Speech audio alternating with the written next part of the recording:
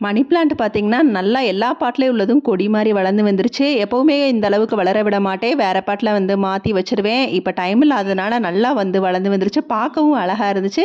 இருந்தாலும் வேற பாட்டு மாத்தி தான் ஆகணும். இப்போதைக்கு பழுத்த இலைகள மட்டும் கட் பண்ணி எடுத்து நல்லா தண்ணி ஊத்தி உரம் போட்டு வச்சாச்சு.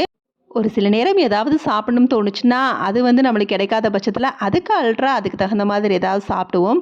ஸோ அந்த மாரி மீன் குழம்பு ஒரு 2, 3 டேஸா சாப்பிடணும்னு நெனைப்பேன். மீன் குழம்பு வந்து சாப்பிட்டு ரொம்ப நாள் ஆச்சு. நியர்பை கிடைக்கிறது வந்து எங்களுக்கு வந்து அந்த அளவுக்கு நல்லா இருக்காது. ஒரு 10 கிலோமீட்டர்ஸ் டிராவல் பண்ணி தான் எடுக்கணும்.